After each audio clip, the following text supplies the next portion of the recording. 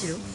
Madame José Massy, Monsieur Cavana, Madame Lévy, Monsieur Tinguy, Madame Turbat, Excusez. Monsieur Jérôme. Ah non, excuse-moi. C'est plus loin. Madame Pain. Ah, c'est bon. Excusez, elle donne pouvoir à Madame Turbat. Monsieur Cazot, Madame Andreotti, Monsieur Mahdi, Madame Janvier, Monsieur de Saint-Sernin, Madame Anton, Monsieur Bonnet, Ils vous ont laissé seul. Madame Audibert, Monsieur Moreno, Madame Chambon, Excusez, donne pouvoir à Eric Mascaro. Monsieur Charoton, Madame Bérard, Oui, je prends un Monsieur Mascaro, Madame Gérardi, Monsieur Lebert, Madame de Palens, On peut les dépanner. Monsieur Chenevard, Monsieur Léonie, pardon, Madame Monsieur Trias, Très contente. Monsieur La Reynaud, prochaine fois, si. Madame Demetelli, Ils veulent, hein. Monsieur Ça Tam, change pas grand-chose. C'est symbolique. Monsieur Gutiérrez, Madame Jouve, Monsieur Campus, Monsieur Bonnefoy, Madame Manzanares, Monsieur Brochot, Excusez, donne pouvoir à Monsieur Jérôme. Madame Lisa, Monsieur Pardigon, Encore une. Madame Fortias. Je serais qu'on aura l'idée à la crèche. Monsieur Pelletier, Excusez, donne pouvoir à Pascal Cerny. Madame Moussaoui, Madame Pascal Cerny, Madame Dridi, Excusez, donne pouvoir à Madame Manzanares. Madame Nayek, Madame Dir, Monsieur Pélissou, Madame Valliorde, Excusez, donne pouvoir à Monsieur Campus. Madame Véramasson, moi-même, Monsieur Do, Madame Nier, Excusez, donne pouvoir à Madame Véramasson. Monsieur Koutsef, Présent. Madame Roussel, Présent. Madame Savardi, Monsieur Navarade, Excusez, donne pouvoir à Madame Savary. Monsieur Leroy, Présent. Madame Brunel, Excusez, donne pouvoir à Monsieur Leroy. Monsieur De Oubeda, Absent, excusez, pas de pouvoir. Monsieur De Valence Présent. et Madame Mouscouti. Présente. Le quorum étant atteint, le conseil municipal peut donc valablement délibérer. On va adopter le procès-verbal de la séance du 23 février. L'un d'entre vous a-t-il des observations relatives au procès-verbal de la séance qui vous a été adressé? Pas d'observation, il est donc adopté. Compte rendu des décisions, avez-vous une observation relative au compte rendu des décisions? Pas d'observation, je vous en remercie et on passe à l'ordre du jour avec la première délibération qui est la présentation du rapport social unique 2022. Donc chaque année, les collectivités territoriales élaborent un rapport social unique qui indique les moyens budgétaires et en personnel dont dispose la collectivité. Je vais donc vous faire un zoom sur les principaux points du rapport social unique. Je crois que tout le monde l'a eu. Donc les effectifs au 31/12/2022, il y a exactement 2428 fonctionnaires, 230 contractuels permanents, soit un total de 2658 agents permanents, avec une diminution de l'ordre de 1%. Il y a 574 contractuels non permanents, et par rapport à 2021, il y a 10% en moins. Cela vient principalement du fait que nous intégrons petit à petit les contractuels, y compris les vacataires. Présente le rapport social. Le budget est de 122 380 566, soit une augmentation de 4%. Les dépenses de fonctionnement étant de 68,9% contre 70,16% en 2021. Répartition par catégorie. La catégorie A est stable à 7%. La catégorie B est à 15%. Elle a augmenté puisqu'elle était de 9% en 2021. La catégorie C est de 78%. Elle était de 84% en 2021. Ça vient du fait principalement de la qualification professionnelle des catégories C qui passe petit à petit en catégorie B. La proportion d'hommes et femmes est de 74% de femmes, 26% d'hommes. Le taux d'emploi des personnes handicapées est de 6,46%. Je rappelle qu'on doit dépasser les 6%. Il y a exactement 167 agents reconnus travailleurs handicapés sur les emplois permanents, 2 agents reconnus travailleurs handicapés sur les emplois non permanents. Nous avons réalisé 35 000 € de dépenses couvrant partiellement l'obligation d'emploi. Pour l'absentéisme, nous sommes en moyenne à 49,3 jours d'absence pour tout motif médical en 2022. C'est stable par rapport à 2021. Et en moyenne, il y a 13,1 jours d'absence pour tout motif médical en 2022 par agent contractuel permanent. Formation, il y a 7628 jours de formation suivis par les agents sur un emploi permanent, soit une moyenne de 2,9 jours par agent. C'était de 1,7 en 2021. Nous avons 66,8% des agents permanents qui ont suivi une formation d'au moins un jour contre 51,5% en 2021, soit une augmentation de 33%. Et nous avons consacré 977 133 € à la formation, soit une augmentation par rapport à 2021 de 17%. Voilà les principaux zooms du rapport social unique. Est-ce que vous avez des observations? Pas d'observation. Qui est pour? C'est une prise Qui est d'acte. contre? C'est une prise d'acte. Qui s'abstient? La délibération est donc adoptée. Je vous en remercie. La délibération 102, c'est la délibération relative à la mise à jour des effectifs. Comme chaque année, il convient d'actualiser le tableau des effectifs pour répondre aux besoins de la police municipale. Notamment, nous avons fait la création de 3 postes de chef de service et la création d'un poste de médecin à temps complet aussi. Monsieur de Palens. Madame le maire, mes chers confrères,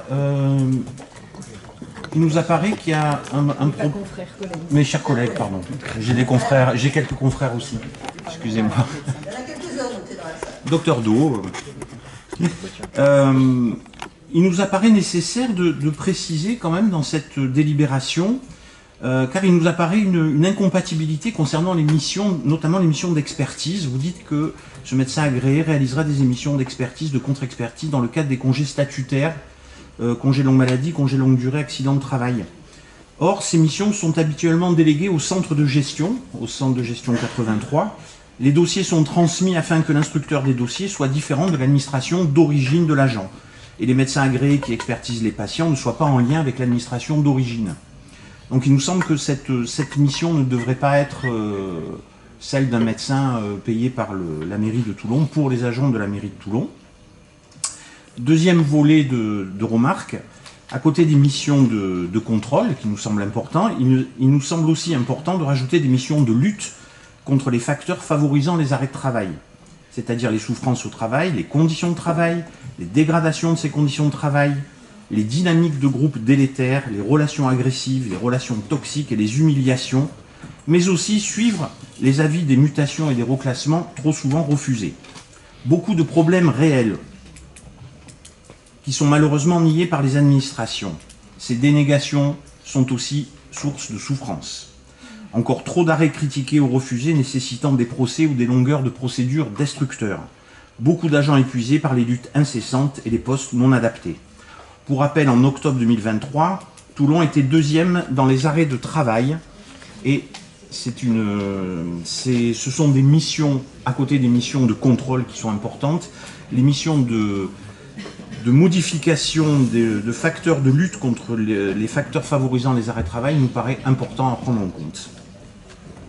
Merci Monsieur de Palens. Venant d'un médecin, il est très pertinent. Par contre, rassurez-vous, nous travaillons sur la qualité du travail et le bien-être au travail. Nous avons des relations régulières avec les partenaires sociaux et nous avançons.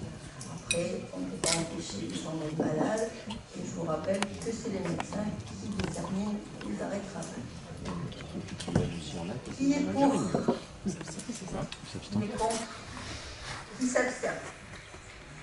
La délibération est donc adoptée. Nous avons la 103, demande de remise gracieuse de la part d'un agent.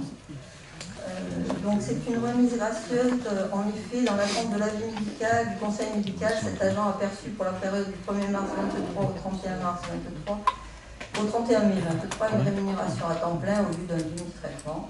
Dans un courrier au 10 janvier, l'agent a fait part de ses grandes difficultés pour rembourser cette indue et sollicite une remise gracieuse. Donc, sur ces éléments, il est proposé d'accorder une remise gracieuse de la totalité de la dette, soit 2238,40 compte tenu du bas salaire de l'agent. Qui est pour, qui est contre, qui s'abstient, la délibération est adoptée. Passons à l'éducation avec la délibération 301. C'est l'attribution de subventions à 18 associations intervenant dans le parcours culturel et sportif. Avant la présentation du dossier, Monsieur Leroy et Mme Lévy sortent de la salle. Ils ne participent pas au vote.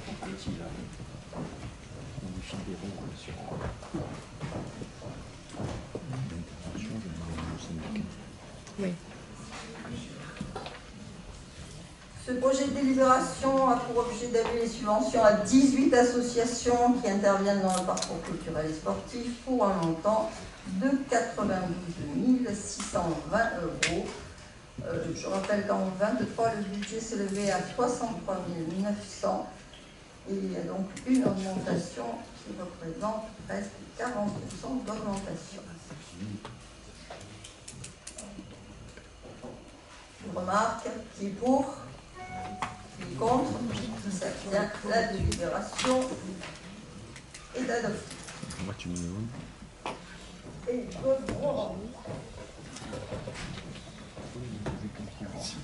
la 302, c'est la revalorisation du financement de la scolarité pour les élèves hors conformément au code de l'éducation. Les communes de résidence sont tenues de participer financièrement à la scolarisation d'enfants inscrits sur une autre commune.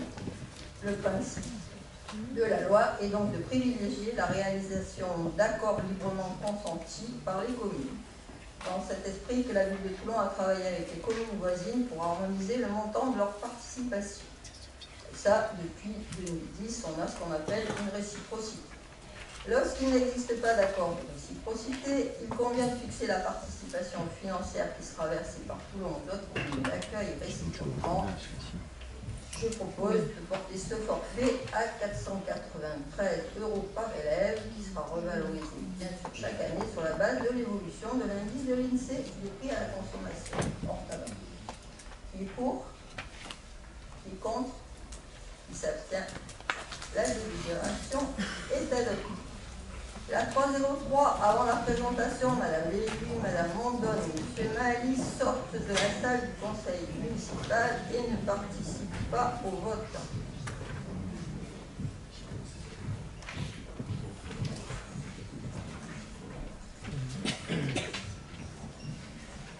C'est la délibération qui a pour objet d'attribuer des subventions aux 14 associations relevant de l'éducation et de la jeunesse pour un montant de 49 000 € en augmentation par rapport à 2023 de 12 500 €. Il est pour, il est contre, il s'abstient. La délibération est adoptée et donc Madame Lévy, Madame Mondonne, Mali peuvent revenir.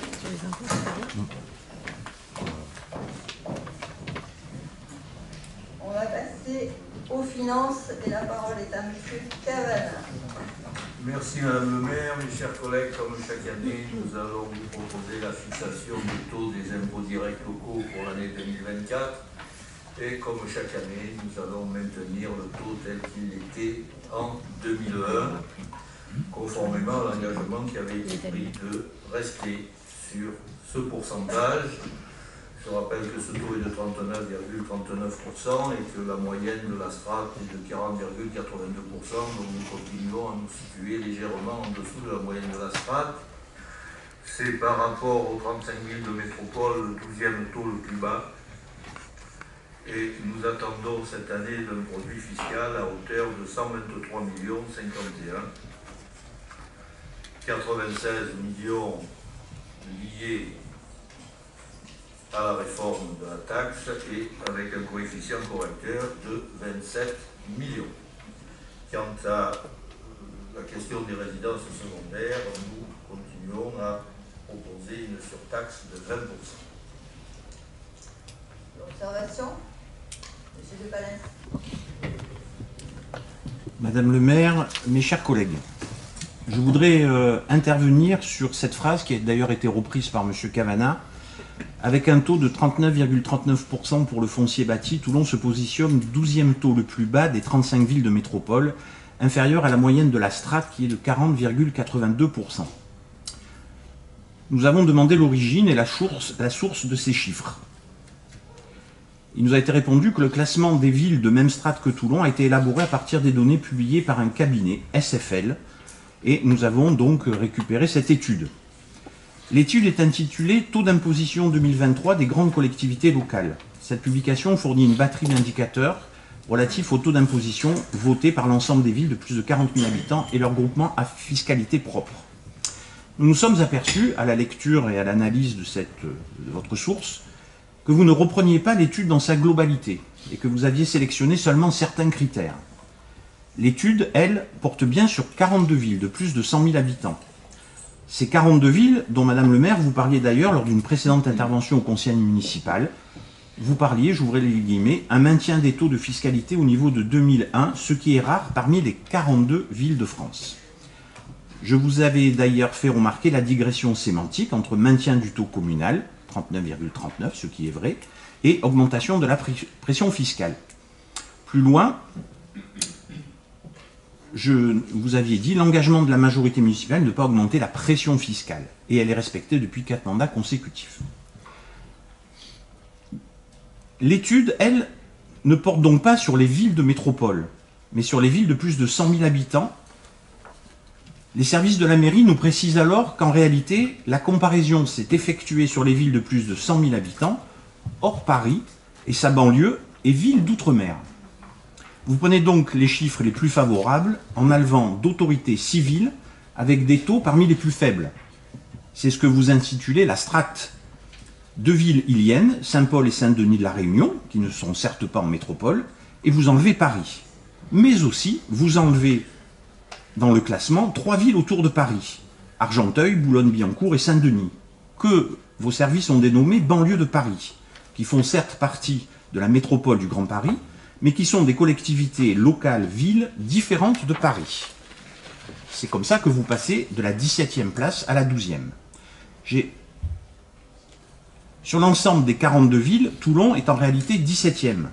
Et c'est seulement en enlevant les 5 villes choisies que nous retrouvons bien votre rang de 12e.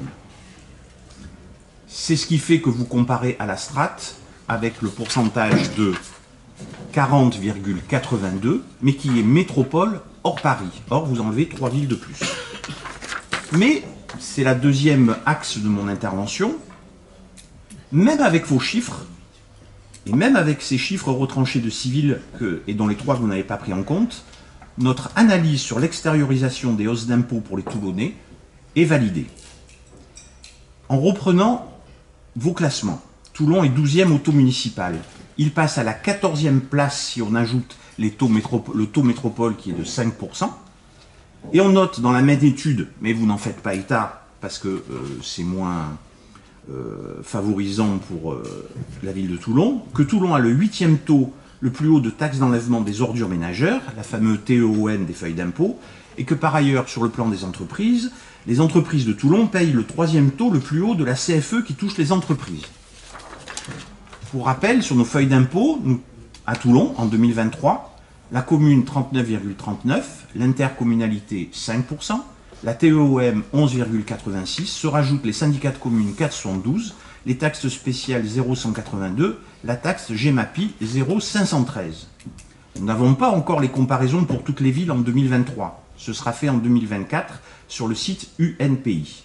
Mais en 2022, si on rajoute tous ces taux de taxes foncières communes, plus intercommunalité, plus TOM, plus taxes annexes, c'est-à-dire tout ce que payent réellement les Toulonnais, Toulon, avec 61,48%, était le 10e plus fort taux des 35 villes que vous avez dans votre étude repris. C'est comme ça que l'on passe du 12e taux le plus bas au 14e et au 25e. C'est au total ce que payent nos concitoyens et c'est une pression fiscale en perpétuelle hausse par externalisation des hausses d'impôts. Merci. Vous avez évoqué la taxe d'enlèvement des ordures ménagères et la CFE. Je vais répéter ce que je vous ai déjà dit lors de vos précédentes discussions. municipalité de Toulon dans le cadre du conseil municipal de cette ville. Or, vous me parlez de fiscalité qui ne relève pas de la ville de Toulon. De surcroît, s'agissant de la taxe d'enlèvement des ordures ménagères, depuis plusieurs années, TPM s'est engagé dans un lissage pour qu'il y ait une unité sur l'ensemble de la métropole. Je le répète, ici on discute et on vote les taux de la ville de Toulon dans le cadre du conseil municipal. On ne vote pas les taxes de TPM. Vous nous dites que la pression fiscale augmente. Merci de l'information. Mais on le savait. Il n'y a pas que vous qui êtes au courant. C'est bien parce que lors du dernier conseil municipal, vous avez dit que ça ne montait pas. J'ai dit que les impôts de Toulon n'augmentaient pas puisqu'on ne bougeait pas les taux. Le taux communal ne monte pas, les impôts de Toulon augmentent. Les impôts fonciers pour les Toulonnais augmentent. Il ne vous a pas échappé que l'objet de la délibération, c'est la fixation des taux des impôts directs à Toulon. Et nous sommes d'accord. Voilà. Mais par contre, nous ne sommes pas d'accord sur le reste, et c'est le sens de mon intervention. D'abord, vous avez une étude où vous mettez, et vous avez repris une place de 12e, ce qui n'est pas 12e, puisque vous avez levé d'autorité des villes, entre guillemets, de banlieue, mais qui ne sont pas compris dans la moyenne, puisque c'est métropole et hors Paris, il n'y a que 3 qu'on doit lever, donc on serait 15e. Et deuxièmement, ça précise, ça va dans le sens de ce qu'on dit, c'est-à-dire que oui, le taux communal n'augmente pas, mais la pression fiscale et les impôts des Toulonnais augmentent, car par ailleurs, la TEOM, Vous l'avez dit, vous l'avez déjà Voilà. dit, on ne va pas répéter. Par contre, ce qui est important aujourd'hui, c'est que le taux de Toulon ne bouge pas. Il ne bouge pas. Alors après, qu'on soit 12e, 14e, qu'est-ce qui est important pour les Toulonnais? Que le taux augmente, comme à Nice? que les impôts n'augmentent pas. Or, les impôts augmentent. Ben, les impôts augmentent parce que les bases augmentent. Non, non, pas, je suis en train de vous dire qu'il y a une externalisation. Les bases augmentent pour tout le monde dans toutes les villes. On a très bien. Mais à Toulon, les impôts augmentent. On a très bien. Écoutez, je ne sais pas quelle doit être notre place dans le rang au sein de ces 42 communes, mais je ne pense pas que sur les 42, il y en ait beaucoup qui, depuis 24 ans, n'ont pas bougé leur taux. Alors, vous avez cité SPL. La 10e, hein, je vous ai dit, on a le 10e taux global sur les 42 villes. Je vous ai dit, écoutez au moins ce que je vous raconte. Je ne sais pas s'il y a beaucoup de communes qui, en 24 ans, n'ont jamais touché leur taux d'impôt locaux. Et alors, vous citez L'impôt SPL. communal. On ne coupe pas la parole, monsieur de Palais. Pardon, je coupe plus. On respecte. Il y a une ville qui a baissé ses taux. En 2023, c'est Brest. Elle les a baissés de 1%. Mais en même temps, dans son EPCI, elle les a augmentés de 12%.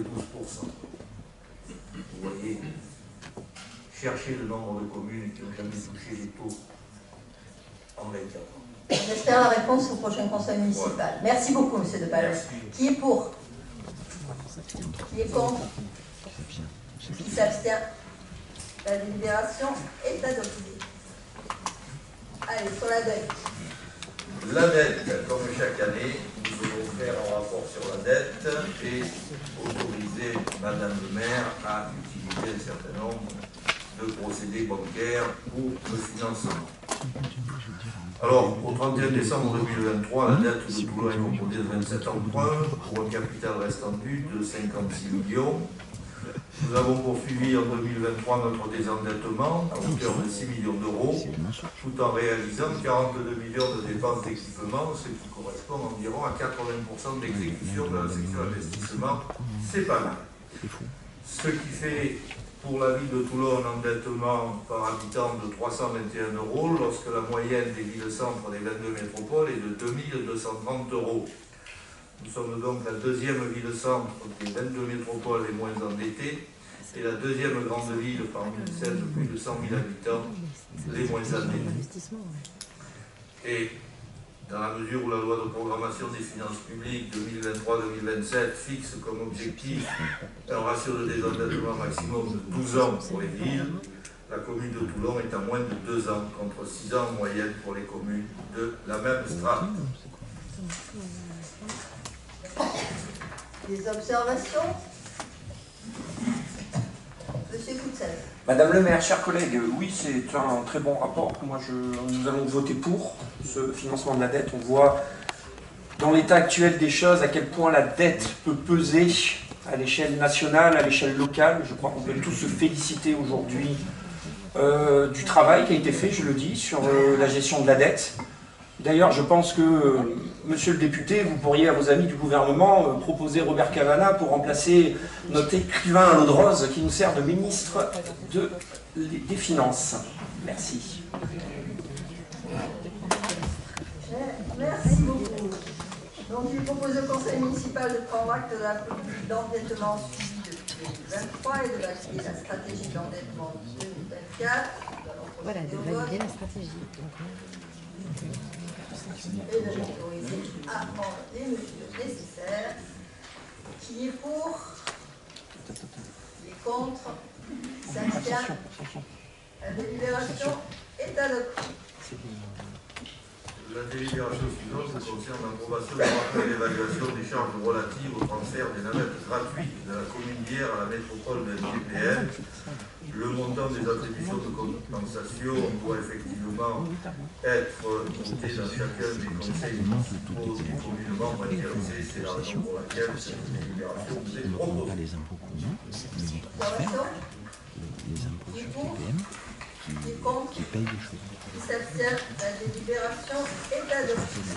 On va passer sur la politique de la ville et on va demander à Madame Lévy, avant la présentation du dossier, que Madame M. Cavana, Madame Tan, Madame Fortias, M. Moreno sortent de la salle du conseil et ne participent pas au vote.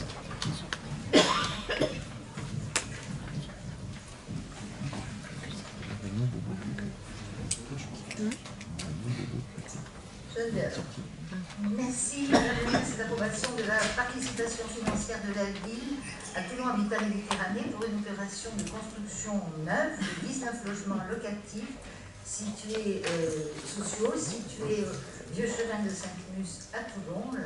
La ville Toulon Habitat Méditerranée a sollicité le soutien financier de la ville au titre des aides de l'habitat pour le financement d'une opération de construction de ces logements. Des observations? Monsieur Coussel. Oui, Madame le maire, chers collègues, nous allons voter contre cette délibération, non pas que nous soyons contre la construction de logements sociaux. On en a déjà parlé. Pardon, je ne vous ai pas entendu. C'est l'objet de la délibération. Oui, non pas que nous soyons contre, je m'explique, si excusez-moi, je m'explique. Non pas que nous soyons contre la construction de logements sociaux, mais en fait on est plutôt contre les gens qu'on y met dedans. Et aujourd'hui, Madame le maire, les gens qu'on y met dedans, ce sont des gens qui font qu'aujourd'hui, SOS Médecins ne va plus dans certains quartiers ou a un planning de certaines heures pour aller dans certains quartiers de la ville. Voilà. Je n'en attendais pas moins de vous, monsieur. Merci. Qui est pour? Non, attendez, Madame. Madame Je vous remercie, Madame le maire, mais moi, j'essaie de ne pas souvent prendre la parole face à certaines interventions du Rassemblement national parce que par moments, je me dis qu'il ne faut pas y porter intérêt et avancer pour les Toulonnais et les Toulonnaises. Les Toulonnais, ils portent pardon, je ne vous ai pas coupé la parole. Voilà. Vous avez essayé d'être un peu respectueux. En revanche, évidemment, donc, le Rassemblement national nous explique qu'il votera contre cette délibération de construction de logements sociaux en disant qu'ils sont contre les personnes qu'on y met. C'est véritablement méconnaître le type de population qui a droit à faire une demande de logements sociaux, particulièrement dans le Var, particulièrement à Toulon. C'est plus de la moitié de la population toulonnaise qui a le droit de demander un logement social. Donc, je suis quand même, pardonnez-moi de ce terme-là, mais hallucinée de vous voir finalement tenir des propos très populistes en disant on écoute le peuple, on écoute les gens en souffrance. Et en fait, la véritable souffrance, c'est que les gens ont du mal à se loger. Ils ont besoin d'être accompagnés pour pouvoir construire leur parcours de vie, travailler, avoir une vie qui leur permette de se développer, de faire grandir leur famille. Donc cette contradiction est quand même hallucinante, je le répète. Il faut par moment vous le remettre sous le nez pour que vous arrêtiez de tromper la population avec vos fausses promesses. Merci Madame Scouti. Comme je disais tout à l'heure, on n'en attendait pas moins du Front National ou du Rassemblement National. Donc je préfère ne pas y porter trop d'intérêt non plus. Les Toulonnais apprécieront. Qui est pour? Qui est contre? Qui s'abstient? La délibération est adoptée. On passe à la culture. Ça va nous faire du bien encore.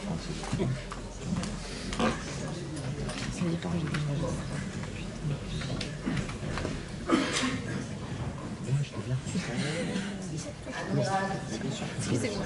3-1-0-1. Madame le maire, mes chers collègues, il s'agit pour la 3-1-0-1 d'attribuer une subvention à 3 associations culturelles et également d'autoriser la signature d'une convention de subvention avec l'association Les Yeux dans les Jeux pour un montant total de 23 000 €. Observation. Qui est pour? Qui est contre? Qui s'abstient? La délibération est adoptée. On continue? On continue avec une délibération portant sur une dénomination de voie.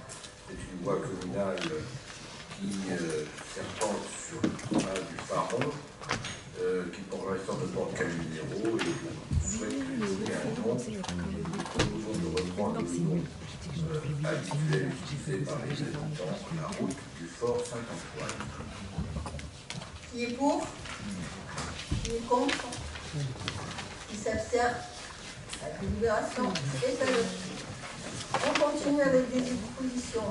La délibération suivante concerne l'adaptation de la tarification des produits dérivés destinés à la vente au sein du musée d'art sur quelques produits que sont des carnets de papier, puisque les coûts ont augmenté et d'une part, par réadapter les prix, et deuxièmement parce qu'il y a de nouveaux produits dérivés qu'il faut entériner dans cette régie.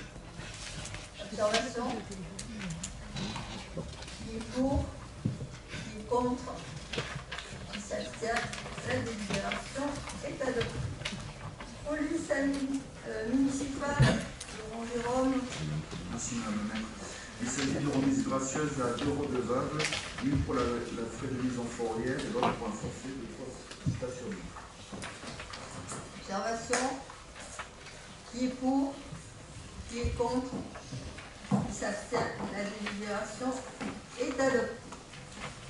Action sociale. Donc, avant la présentation du dossier, Madame Decalin, Madame Mondonne, Madame Miscotti sortent de la salle du conseil municipal et ne participent pas au vote.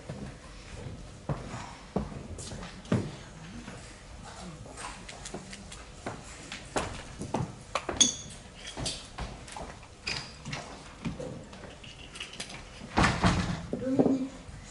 Merci Madame le maire, mes chers collègues. Il s'agit d'attribuer des subventions à 25 associations au titre de l'action sociale. Vous verrez que c'est assez éclectique. Cela concerne surtout les banques alimentaires, Restos du Cœur, parce que vraiment la population a besoin de ces aides. Mais cela concerne aussi tous les handicaps, tout type de handicap, visuel, psychique, moteur. Et donc pour un montant total de 51 000 €. Des observations? Qui est pour? Qui est contre? Qui s'abstient? La délibération est adoptée. On va passer sur l'urbanisme et la parole est à Mohamed Maïs. Et on peut inventer les collègues.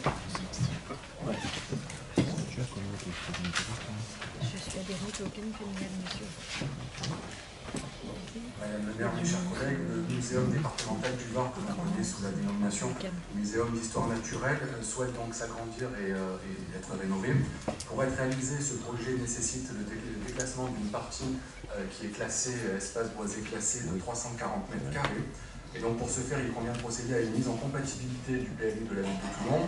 Et donc la présente délibération a pour objet de recueillir l'avis du conseil municipal sur la déclaration de projet et la mise en compatibilité du PLU de Toulon. Et je vous propose d'émettre un avis favorable. Des observations? Madame Roussel. Oui. Merci Madame le maire.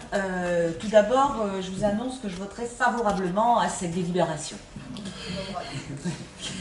Le 23 septembre 2024, la métropole toulonnaise avait émis un avis favorable donc, sur le déclassement de cet espace voisin du Muséum d'histoire naturelle pour effectuer sa réhabilitation nécessaire et son extension donc, de 340 m². Bien que situé très proche d'une zone sensible, l'attractivité de cet établissement ne fait plus aucun doute et cela est certainement dû à la qualité de ses conférences et expositions, ainsi que de son cadre placé dans un jardin remarquable, sécurisé.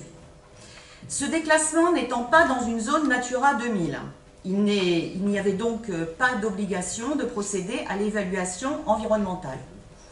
Néanmoins, une demande de mise en compatibilité du PLU a été faite auprès de la mission régionale d'autorité, MRA. Cette autorité compétente en matière de planification a déclaré la non-nécessité de mener une évaluation environnementale.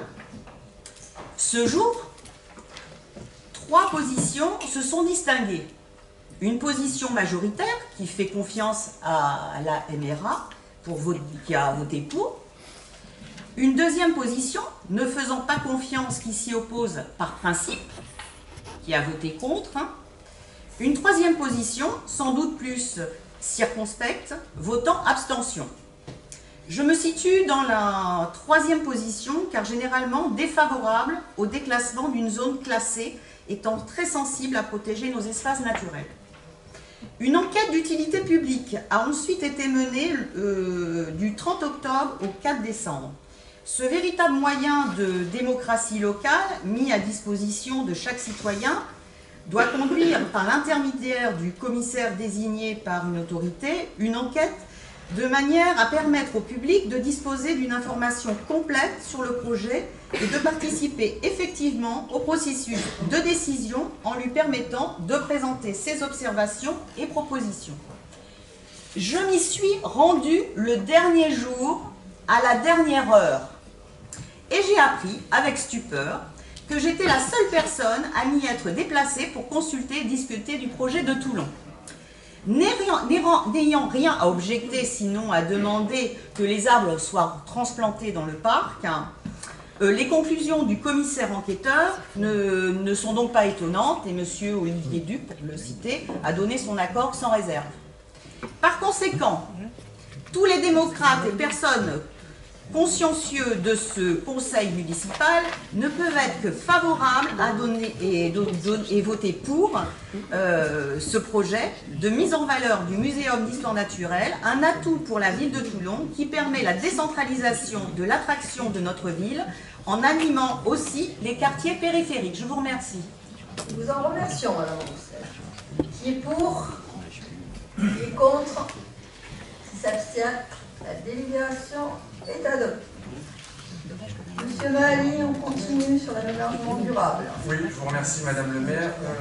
L'objectif de la loi de l'acronyme d'accélération des énergies renouvelables du 10 mars 2023 a pour objectif d'accélérer et simplifier les projets d'implantation de producteurs d'énergie et répondre à l'enjeu d'acceptabilité locale.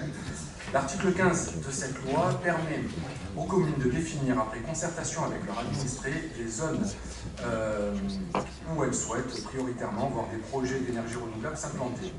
Nous devons donc, dans le cadre de cette délibération, délimiter et identifier les zones. Pour information, il n'y a pas eu d'observation du public, puisque dans le cadre de la délimitation de cette zone, il y a un registre qui a été ouvert sur le site internet de la ville, aucune observation du public. Nous avons eu un retour de l'architecte des bâtiments de France qui a émis, quant à lui, un avis favorable quant au périmètre que l'on a proposé. Et que l'on soit bien clair, l'objet de cette délibération, c'est tout simplement d'appliquer la loi.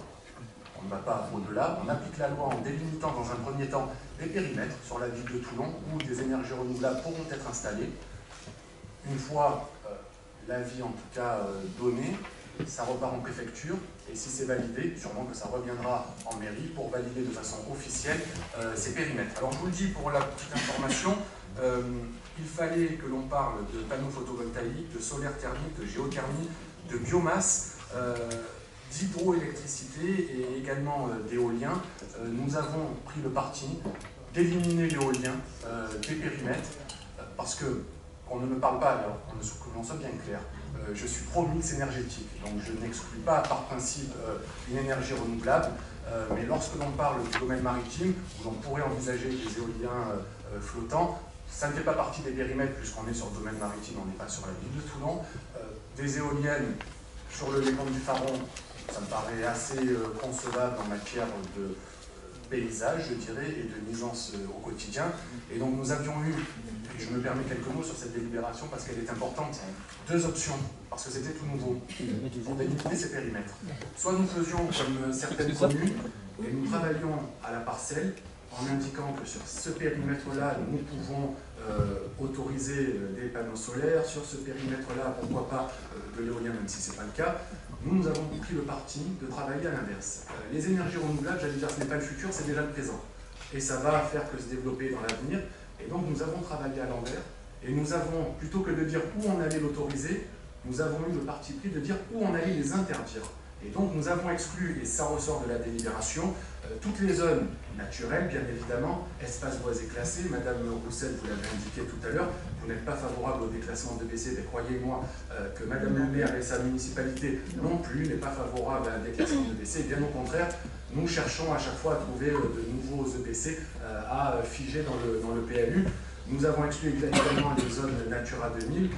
Donc cela veut dire que les énergies renouvelables, ça peut être partout sur la commune de Toulon, sauf sur ces zones particulièrement protégées, mais bien évidemment, tout cela en respect du PLU, et lorsqu'on est sur le site patrimonial remarquable SPR, c'est-à-dire le centre ancien de la ville, avec toujours l'avis de l'architecte des bâtiments de France, ce n'est pas parce qu'à travers cette délibération on a délimité un périmètre que quoi qu'il arrive, ça pourra être installé.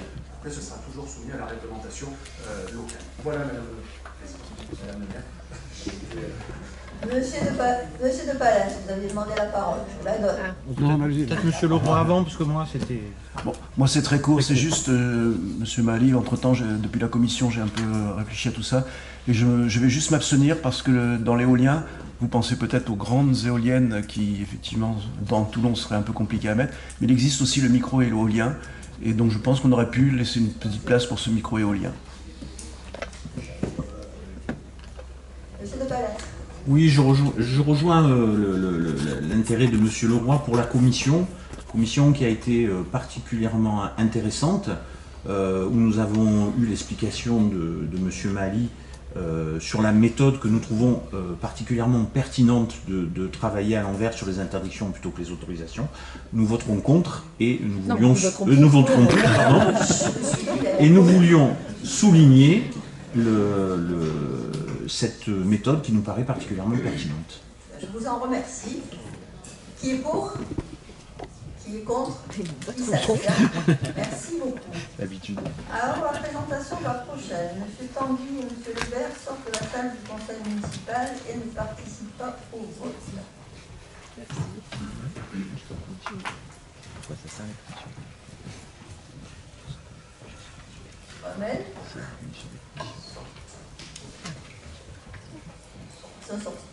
Madame le maire, mes chers collègues, il s'agit donc d'une adhésion à 3 organismes participant à la valorisation de l'environnement pour l'année 2024, à savoir le label Pavillon Bleu que nous connaissons, Commune forestière du Var et label Ville et Village Fleuris pour un total de 6 254 €. Observation. Qui est pour? Qui est contre? Qui s'abstient? La délibération est adoptée et nos collègues peuvent vous rentrer.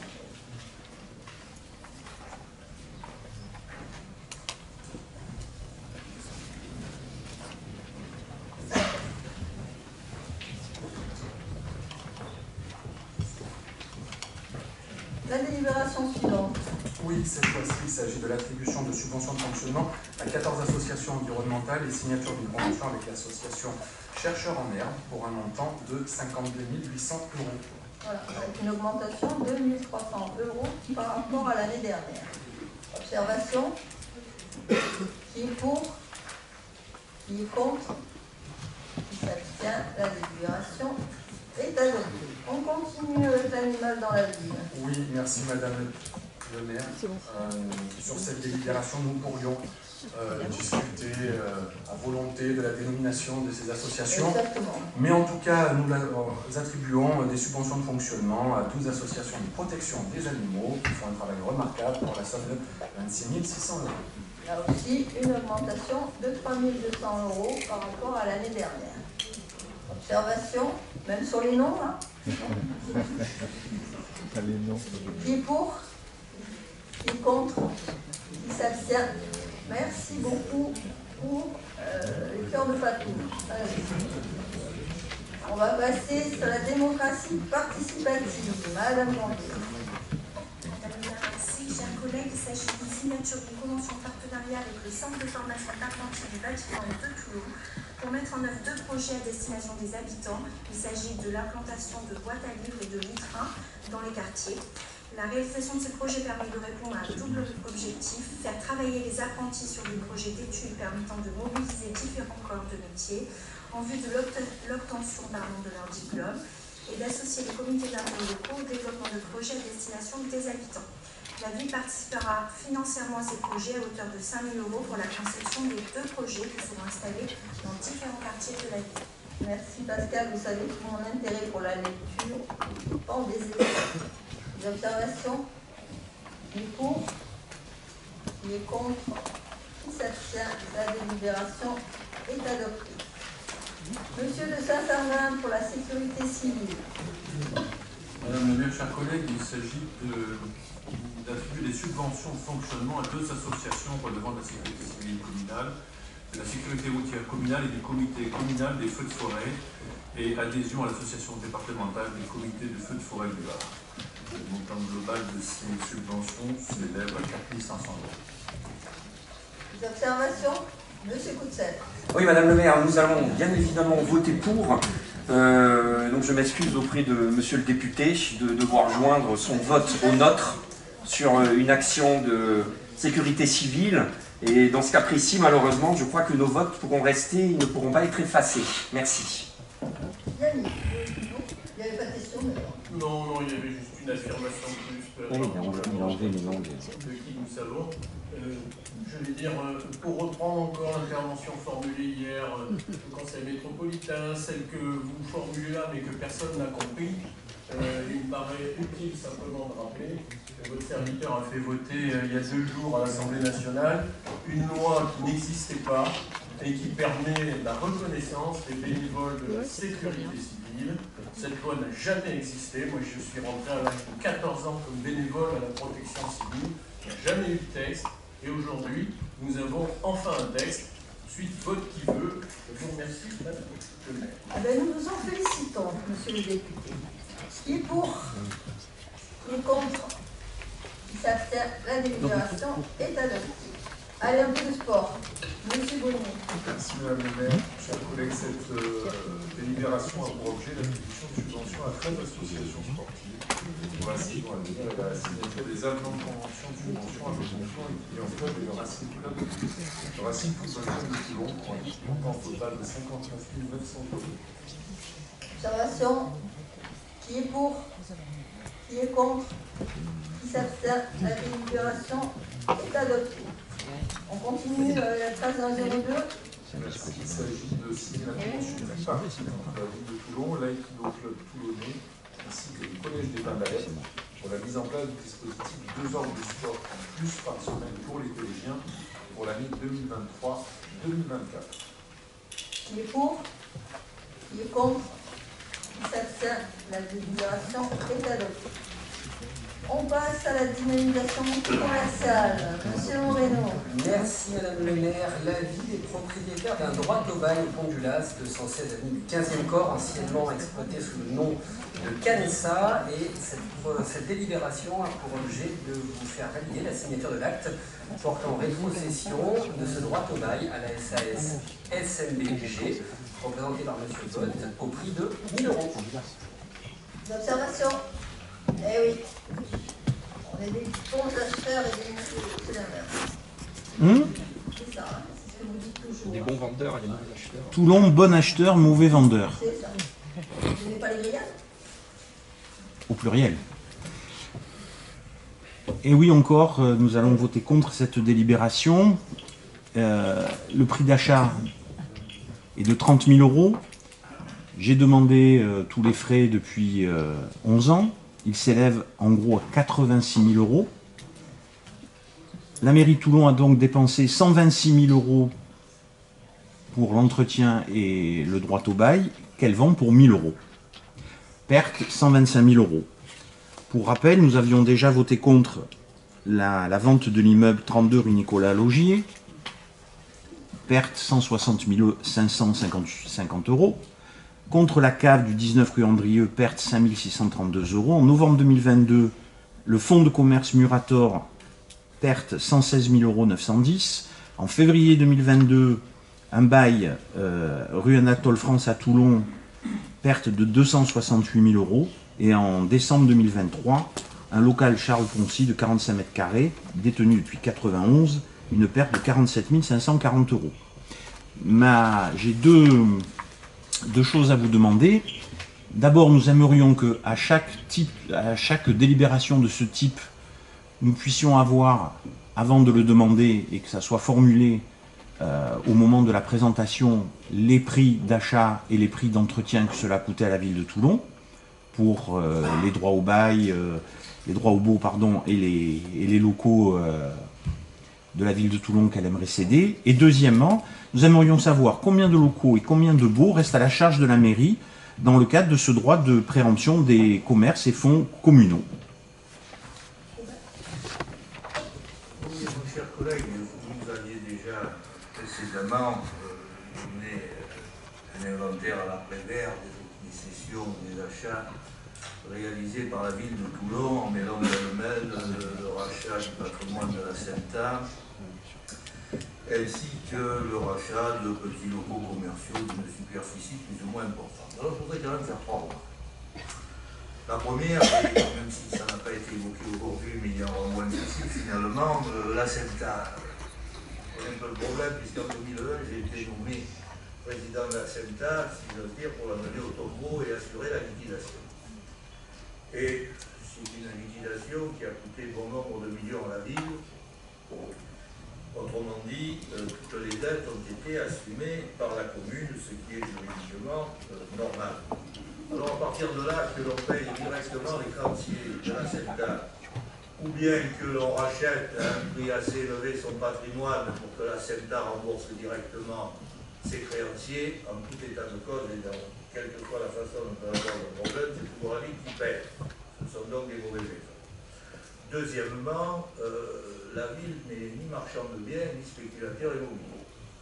Dans toutes les communes, il y a des opérations d'aménagement urbain, il y a des opérations de revitalisation des centres-villes, et bien évidemment, tout cela a un coût. Quand on achète un fonds de commerce, ce n'est pas pour le revendre plus cher, c'est pour faire un réaménagement urbain et améliorer le centre-ville.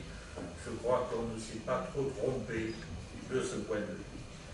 Et enfin, dans la liste d'exemples que vous avez donnés, vous en avez sans doute oublié deux que je vais donner parce qu'ils ne sont pas inintéressants. La ville avait racheté en son temps pour réaliser le Théâtre Liberté et le cinéma Le Gaumont en le payant un prix nettement inférieur à ce que prévoyaient les domaines, et là on n'est pas sur 50 ou 100 000 euros, on parle en millions d'euros. Et sur la question de la ville mauvais vendeur, je ne pense pas, puisque je prendrai l'exemple que vous n'avez sans doute pas trouvé, l'exemple du féminin. Le féminin, on a dû l'acquérir, alors ça a été l'objet d'un échange, si mes souvenirs sont bons, à l'office d'HLM, c'est ancien. Et la valeur de l'échange tournait autour de 200 ou 300 000 euros. Nous l'avons revendu 1,5 million au promoteur qui a réalisé l'immeuble. On ne s'est pas trop mal débrouillé au niveau de la vente. Christophe ? Et simplement pour compléter, pour répondre à notre dernière question, la ville, une fois cette cession opérée, n'aura plus de droit au bail et sera simplement propriétaire de murs commerciaux et non plus de fonds de commerce ou de droit au bail. Qui est pour ? Qui est contre ? Qui s'abstient? La délibération est adoptée. On continue, Christophe. Merci Madame le maire. Donc pour la délibération suivante, j'allais dire que c'est un grand classique. Nous proposons d'adopter le règlement intérieur du concours #Toulon Forever qui va entamer cette... Alors, votre délibération annuelle, c'est la cotisation pour que l'un de nos agents de la direction communication soit titulaire d'une carte de presse avec une répartition de 120 € à la charge de la ville et 20 € à la charge de l'agent, comme chaque année. Qui est pour?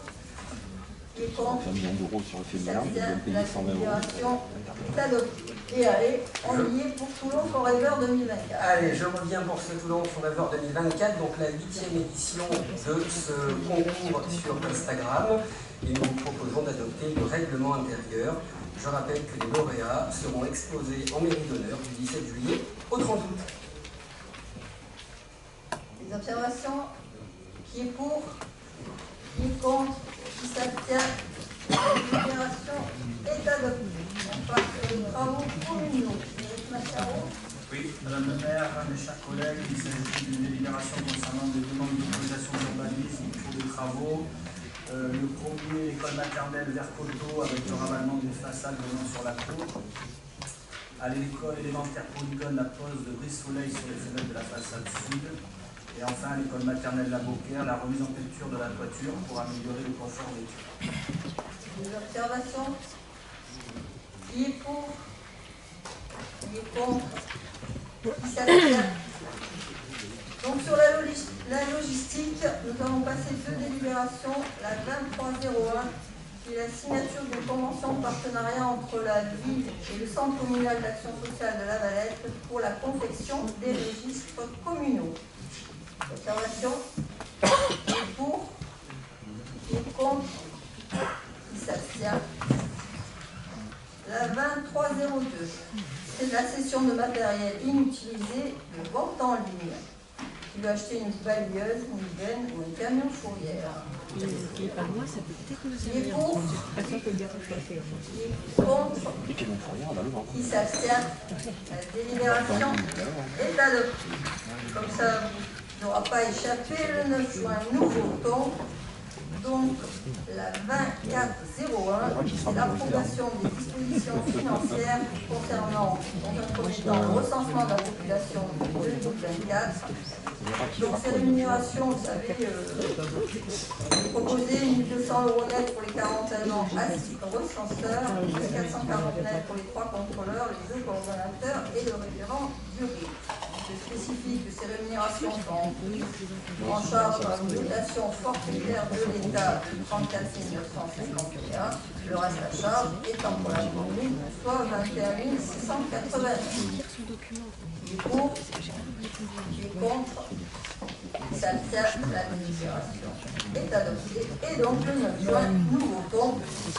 Et c'est la délibération 2402, c'est l'approbation des dispositions financières concernant les élections. Ce projet de délibération a pour objet de fixer les rémunérations attribuées au personnel municipal titulaire et non titulaire volontaire pour travailler à l'organisation des scrutins. Et vous avez toutes les rémunérations suivant les postes occupés. Qui est pour?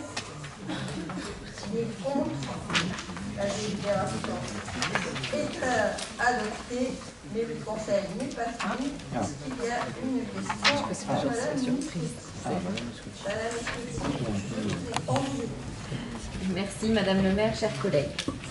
Le mercredi 20 mars, mon collègue Pierre-Jacques de Palens et moi-même avons pris l'initiative de vous adresser un courrier concernant un sujet crucial pour l'évolution de notre commune, à savoir le projet envisagé de construction d'un groupe scolaire au cœur du parc Raoux. Malheureusement, nous n'avons pas eu l'honneur de recevoir une réponse de votre part. C'est pourquoi, souhaitant mettre en avant l'importance de cette question pour notre ville, nous la portons à l'attention du conseil municipal en séance publique. Des citoyens nous ont exprimé leur préoccupation quant à l'absence de consultation préalable des habitants et des parties prenantes du quartier pour ce projet d'envergure. Pouvez-vous nous éclairer sur les démarches entreprises par la municipalité pour intégrer la démocratie participative et assurer une consultation efficace des citoyens dans la phase de conception et de planification de ce projet? Quelles mesures sont envisagées pour garantir un débat ouvert et inclusif permettant de recueillir et de prendre en considération les avis et suggestions de l'ensemble des parties concernées? Nous sommes convaincus évidemment de l'importance de favoriser l'engagement citoyen et la collaboration entre les élus, les habitants et toutes les parties prenantes pour des projets qui ont un impact durable sur la vie des Toulonnaises et des Toulonnais. Il est de notre devoir de pouvoir garantir que chaque projet, et spécialement eux qui viennent changer le quotidien des gens, soit le fruit d'une réflexion commune, d'un consensus élargi et non d'une décision unilatérale.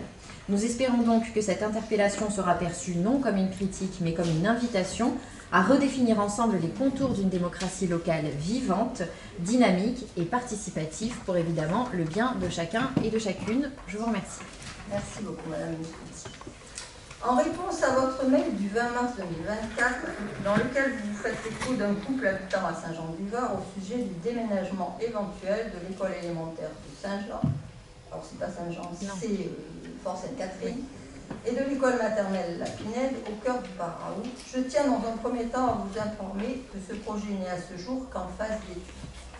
Il a un double objectif: garantir le maintien de la clinique Saint-Jean à Toulon, tout en proposant aux élèves du quartier une meilleure qualité d'accueil et en respectant l'équilibre écologique du quartier. Je rappelle que l'élémentaire Fort Sainte-Catherine est une école de type Pailleron et que la maternelle La Pinède souffre depuis toujours de la promiscuité avec les tours Sainte-Catherine. Je rappelle également que l'EBC du Parc Raoult sera, si notre projet va à son terme, compensé par la création d'un nouvel EBC de surface équivalente à l'emplacement actuel de l'école maternelle. Voilà ce qui est le projet tel qu'il est étudié actuellement. Sur le principe de la concertation, sur lequel vous semblez vous interroger, je tiens à vous rassurer, j'y suis tout autant attachée que vous et je l'ai prouvé tout au long de mon parcours. Je pense en effet que la concertation est la meilleure façon d'élaborer le meilleur projet possible et j'ai toujours pris le temps de consulter toutes les parties prenantes d'un dossier avant de le concrétiser. Je n'envisage pas un instant qu'il en soit autrement pour le projet du Parc Raoult. Vous n'êtes pas sans savoir qu'un tel projet s'inscrit dans la durée et la réflexion avance par étapes. Chacune de ces étapes donnera en effet lieu à une concertation, ce qui a déjà été le cas dans la première phase de notre réflexion. Nous avons tout d'abord reçu l'inspection académique et les directeurs des établissements pour recueillir leur avis en date du 16 janvier 2024. Cette rencontre a été très productive. Nous sommes donc passés à l'étape suivante, en rencontrant les parents d'élèves et la communauté éducative en date du 1er février. Là encore, le projet a été plébiscité. Nous avons ensuite organisé une réunion à l'attention des habitants du quartier, des représentants du CIL, Saint-Jean, Champ-de-Mars et des représentants des fédérations des sites Est et Ouest. Cette réunion a eu lieu en mairie le 9 février. Tous les habitants y étaient les bienvenus et nous avons demandé au CIL de diffuser l'information. Là encore, le projet a été salué. Les habitants de Saint-Jean-du-Var sont très attachés à l'activité. Ils nous ont signifié clairement leur vive inquiétude quant au fait de l'avoir quitté la commune. Nous espérons par ce projet permettre son maintien à Toulon pour le plus grand profit du quartier. Comme je le précisais en préambule de cette réponse, ce dossier est particulièrement complexe et s'inscrit dans le temps long. Chaque étape, chaque avancée sera présentée aux habitants du quartier, comme cela a été fait pour cette première étape. Nous organiserons autant de conseils de secteur que nécessaire tout au long du processus. L'avancée de ce projet nécessitera également une inscription au conseil municipal et vous aurez alors tout le loisir d'intervenir. Soyez certaine que la position de vos interlocuteurs a été entendue malgré la virulence de leurs propos et nous respectons parfaitement leur point de vue. Cependant, je rappelle que le rôle d'un conseil municipal, c'est avant tout de travailler au service de l'intérêt général. Or, à ce jour, en dehors du couple qui vous a sollicité, je n'ai enregistré que des commentaires enthousiastes sur cet éventuel déménagement. Je vous assure que nous organiserons à chaque étape du dossier des réunions publiques pour informer les résidents et les parents d'élèves et chacun pourra s'y exprimer librement. Le conseil municipal étant terminé, je vous souhaite à tous de bonnes fêtes de Pâques. On se retrouvera.